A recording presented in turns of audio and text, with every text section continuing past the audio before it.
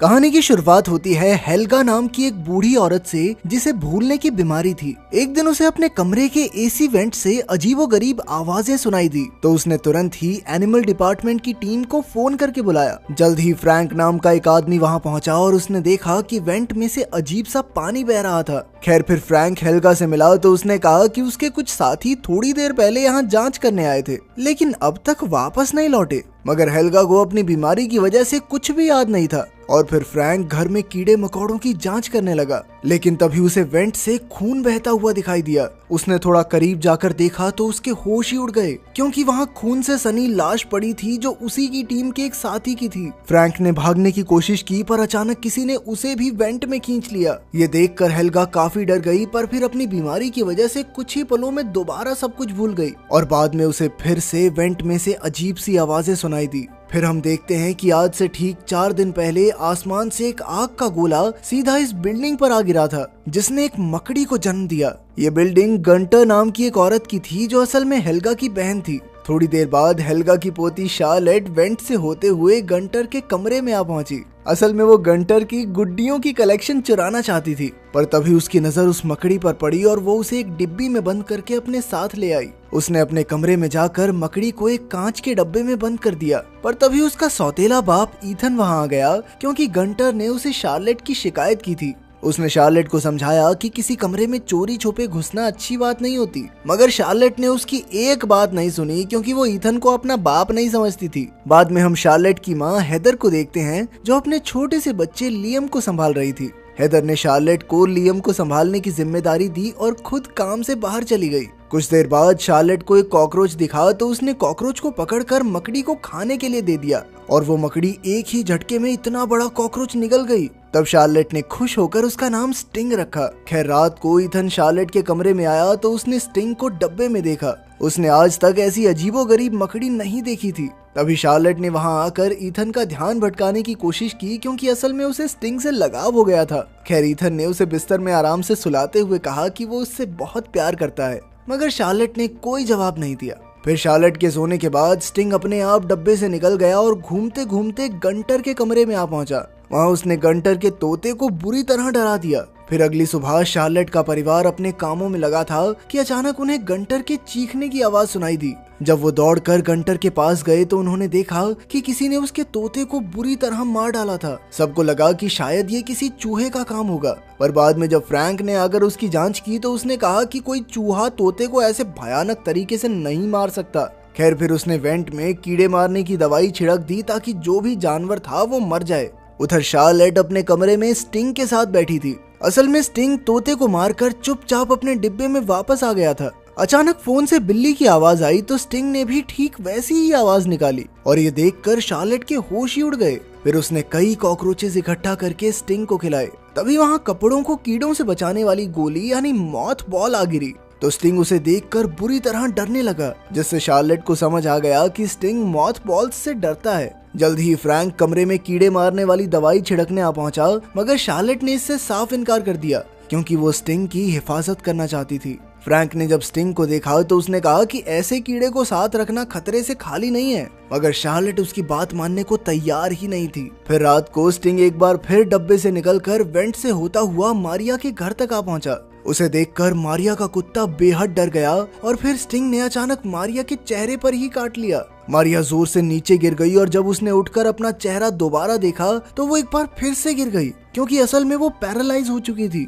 अब स्टिंग धीरे धीरे उसके मुंह में घुस गया और आखिरकार उसका पेट चीरता हुआ बाहर आ गया जिससे मारिया की मौके पर ही मौत हो गई। खैर फिर अगले दिन शार्लेट बिल्डिंग में रहने वाले अपने दोस्त एरिक से मिलने गई। उसे अपने कमरे में अलग अलग जानवरों पर एक्सपेरिमेंट्स करने का काफी शौक था। शार्लेट ने उसे अपनी मकड़ी दिखाकर कहा कि ये आवाजें सुनकर उसकी नकल कर सकती है। ये देखकर एरिक को उसमें खूब दिलचस्पी हुई और उसने कहा कि वो इस कमरे में स्टिंग को बड़ा करने के लिए उसका एक टैंक बनाएगा। शार्लेट भी राजी हो गई और स्टिंग को एरिक के हवाले करके आ गई। उधर मारिया का डरा हुआ कुत्ता जैसे तैसे वेंट के जरिए ईथन तक पहुंचा। ईथन उसे मारिया के घर लौटाने आया पर जैसे ही वो घर में घुसा तो मारिया की लाश देखकर उसके पैरों तले जमीन खिसक गई। उसने तुरंत पुलिस को खबर करके मामले की जांच करने को कहा। इधर बिल्डिंग में रहने वाले लोग अब परेशान हो गए थे क्योंकि पहले एक तोते का कत्ल हुआ और अब मारिया का।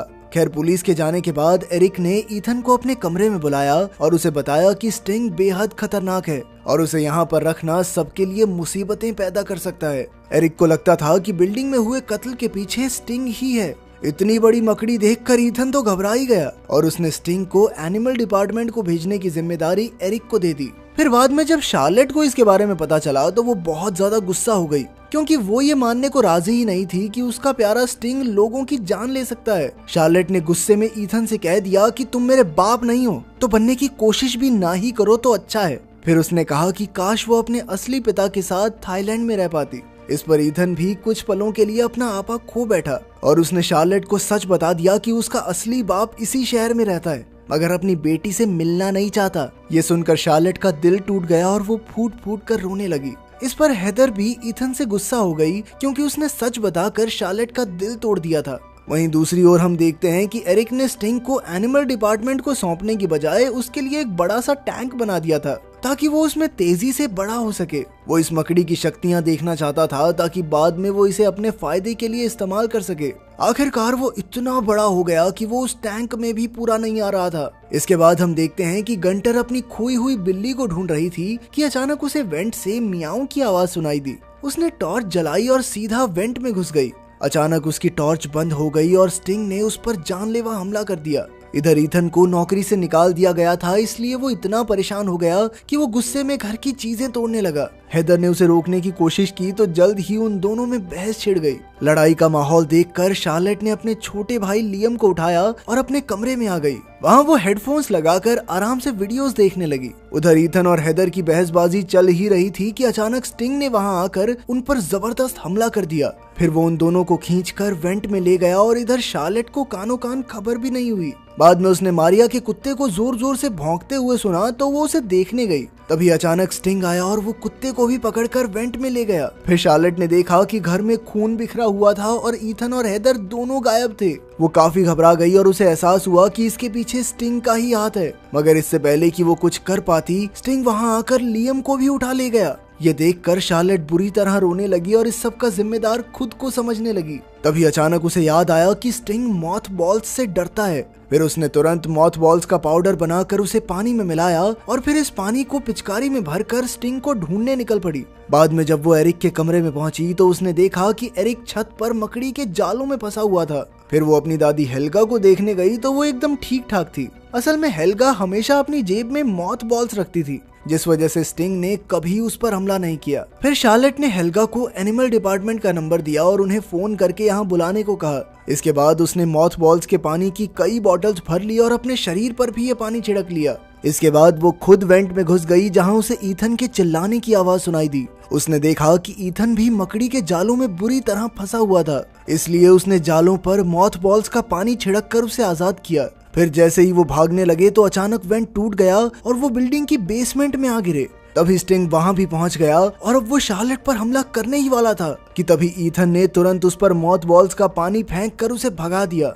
लेकिन फिर जल्द ही उन्हें एहसास हुआ कि वो बेसमेंट में फंस चुके हैं, क्योंकि उनके पास दरवाजे की चाबी नहीं थी। शार्लेट को बहुत पछतावा हो रहा था और उसने कहा कि ये सब उसकी गलती है, पर फिर ईथन ने उसे हौसला देते हुए कहा कि सब कुछ ठीक हो जाएगा। उधर हेल्गा को फिर से अजीबोगरीब आवाजें सुनाई दी तो उसने एनिमल डिपार्टमेंट को फोन करके फ्रैंक को बुलाया। फिर जैसा कि हमने कहानी की शुरुआत में देखा था, फ्रैंक वहाँ की जांच करने आया, मगर अचानक उसे स्टिंग ने वेंट में ही खींच लिया। आखिरकार फ्रैंक भी बेसमेंट में आ गिरा, जहाँ पर ईथन और शार्लेट मौजूद थे।